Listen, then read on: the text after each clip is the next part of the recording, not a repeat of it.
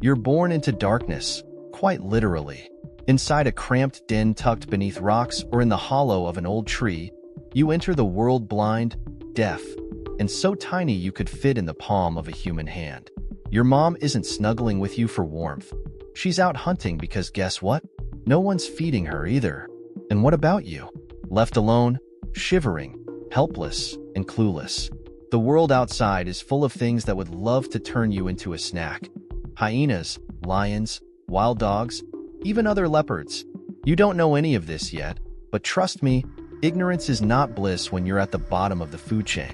Days crawl by, and the first big milestone arrives. Your eyes finally open after 2 weeks, and what do you see? A dark, stuffy den with no room to move. Great. Your legs are still wobbly, and your only skill is squeaking for your mom when you're hungry. When she does return, it's not with some fancy buffet. She drags in a half-eaten carcass, and the smell? Oh boy, your nose wishes it hadn't developed. But that gross, slimy meat is your first taste of the wild, and spoiler alert, it's not getting any better. By the time you're a month old, your mom decides it's time for you to see the outside world. Exciting, you think, as she nudges you out of the den. That excitement lasts about 5 seconds. The outside world is bright, noisy, and filled with scary smells. You hear distant roars, the eerie laughter of hyenas, and the constant buzzing of insects. But there's no turning back now. Your mom starts teaching you the basics of leopard survival, which is code for "don't die, kid." You follow her, stumbling over roots and tripping on your own oversized paws. She shows you how to stalk prey, crouching low and moving silently. Silent? You? No.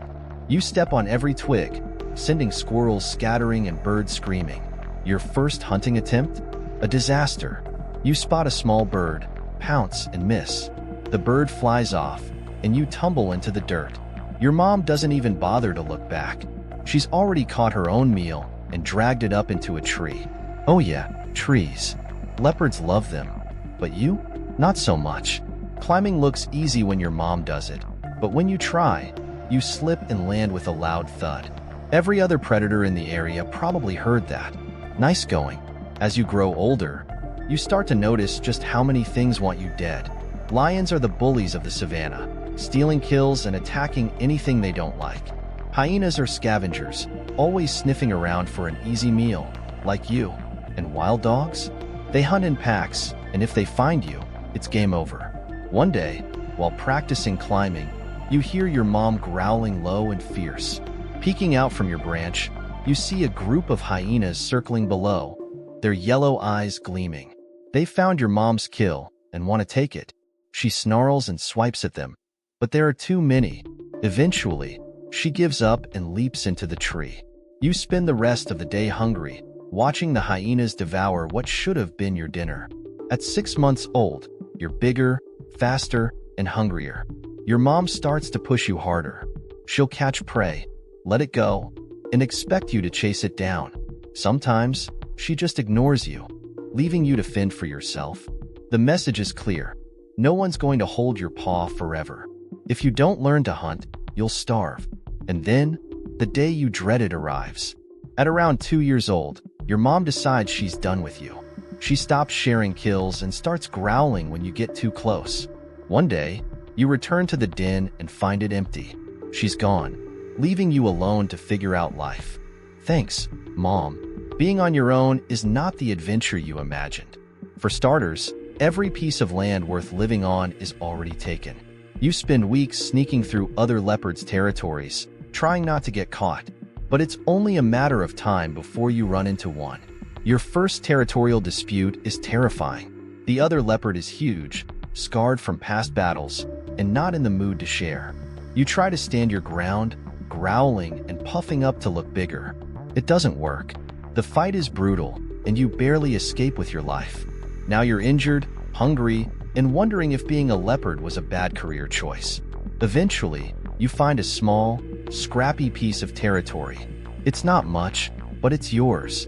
You mark the trees, hunt whatever prey you can find, and avoid trouble as best as you can. Hunting is still hit or miss, literally.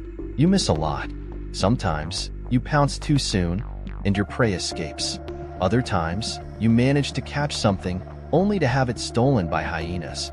Every meal feels like a victory because you know how hard it was to get it. By your third year, something changes. It's mating season, and suddenly, other leopards don't just look like competition. They look like potential partners. But leopards aren't exactly romantic.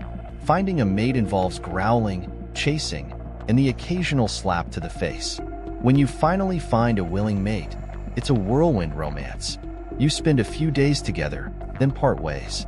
Months later, you spot her again, this time with cubs.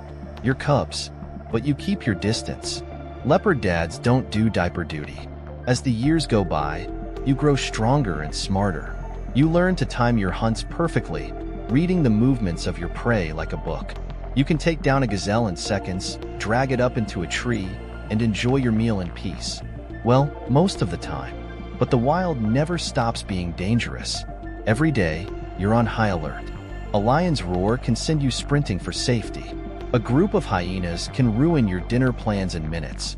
Even other leopards are a constant threat, always looking to expand their territory at your expense. By your 8th or 9th year, you start to feel the weight of life. Your muscles ache, your reflexes slow, and younger leopards begin to challenge you more often. You can't fight like you used to, so you rely on intimidation, growls, hisses, and well-timed glares. Sometimes it works, sometimes it doesn't, but you've learned to adapt. You use your experience to outsmart your rivals, avoiding unnecessary fights and focusing on survival. You might not be the strongest leopard anymore, but you're still here, and that's an achievement in itself. And then, one day, it happens. You find a small, quiet den beneath the shade of a tree. It's nothing special, but it reminds you of something, a place you haven't thought about in years. You curl up inside, hidden from the world, and for a moment, it feels like the beginning again. You're back where it all started, but this time, there's no crying cub, no waiting for your mom to return. Just the silence of the savannah and the memories of a life lived on the edge. Being a leopard isn't easy. From your first breath to your last, the wild tests you at every turn. But somehow, against all odds, you survive.